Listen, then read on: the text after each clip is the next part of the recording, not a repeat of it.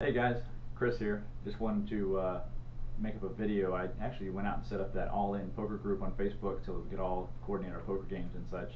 And I was looking for some videos that I used to have of being able to learn how to do chip tricks and shuffling and shuffling chips, all that kind of stuff. And I couldn't find them, so I thought, what the hell, I'll just make a video myself. So I'm going to go ahead and do a few chip tricks. Maybe you guys want to go out and learn how to do this as well, so we can all make as much possible noise at the poker table as possible, I guess. But anyway, if you come up with any other ideas or any other cool tricks you guys know as well that you want to throw up there, let me know. I can, you can submit your own video, or I can maybe put something else up there as well. So we'll get started, and I'll show you guys how to do this stuff. It's actually pretty cool. Okay, first thing I'm going to start off with is basically just shuffling chips. Most of you guys see this stuff if you ever watch World Series of Poker, or if you ever been to a poker game at all in a Dallas card room or anywhere else. You've probably seen people do this. And basically it's just where you take all the chips and you just kind of rifle them all together like this, and then you stack them back up.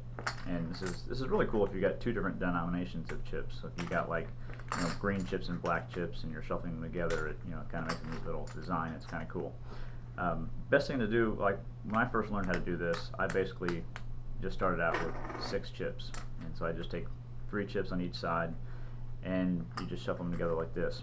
Now, my hand placement I've found from watching videos on YouTube and such is a little different than a lot of other people. I put these 2 fingers, my first 2 fingers on one side, my thumb on the back side, and then I use my ring finger to pick up the stack back here. So you can see my finger moving there. I use it to pick that stack up, and then you just kind of shove them together. And hopefully if it goes right, they all go together perfectly. But that's kind of my ring positioning, or my hand positioning. You can kind of see, I'm using this finger here again to pick that up, and I'm using the thumb in the back to push, and then these 2 fingers to push here. And it's pretty simple. I mean, it's kind of a weird mechanical movement to do. You're not used to doing something like this, but after you've done it several times, you'll get the hang of doing it. Some people I know, for instance, I just watched another video on YouTube. There's a guy who does it this way, where he uses these 2 in the front, then he uses these 2 in the back, and then he uses his middle finger to pick up the stacks in between. And I don't know if I can do it, a little bit, but so you may find that something else is more comfortable for you.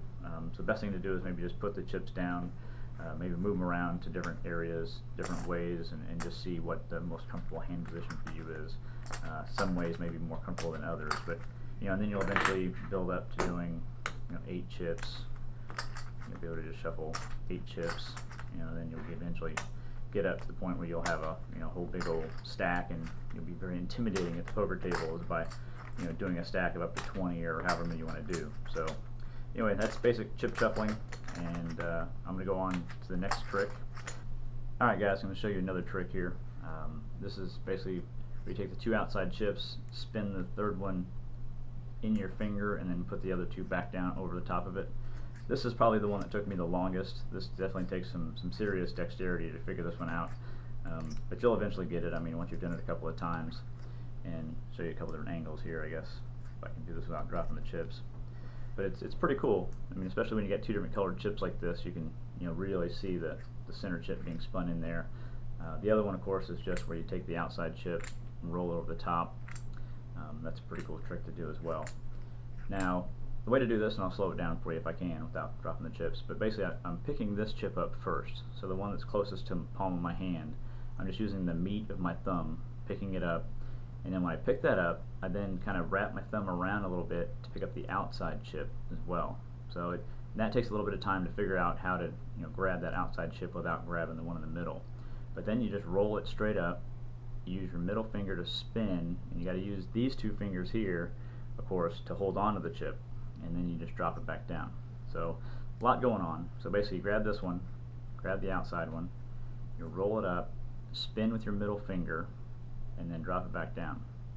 And then hopefully you don't go to the outside like I did. But anyway, you can always reorder here. But so roll those up, spin, drop it back down. Roll them up, spin, drop it back down. And again, I think the hardest parts are grabbing the 2 outside chips, rolling up, being able to pinch with these 2 fingers, your pointer finger and your ring finger, and then spin that chip in those fingers without dropping it, and then drop them back down. So we'll move on to the next trick. Okay guys, I showed you how to do the chip shuffling trick initially with 2 stacks of black chips. So you got the basic gist of how to do that, and again, your finger placement is going to be different than mine probably. But what I'm going to do now is I'm just going to go back and use 2 different colored chips, and it kind of has a different impact when you look at how this works. But I'm going to start off with all of the black chips on the top. I cut the stack. I'm going to shuffle it once, twice, 3 times a lady, and then a 4th time, and you'll notice we're right back where we started. So now you get your 2 stacks of even colors as well. So just kind of neat, something to do, a little bit different. And again, the way that you do this will be different, but as long as you've gone through and you've done this correctly and you've actually, rifled all the chips the way that they should have been each time, you'll come out right. If you screw up like I just did, you'll see that. So anyway, that's just a little variation. Okay guys, I'm going to show you another variation on one of the chips I showed you, chip tricks I showed you earlier. This is just a stack of a bunch of different chips that Taney and I picked up in Vegas.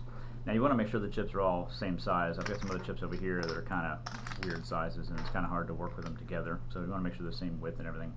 But I showed you how to do the one where you roll the chips over. But I want to show you also that not only can you do 1 chip, which is kind of cool when you got sorted chips because people get to see the different faces on them and stuff.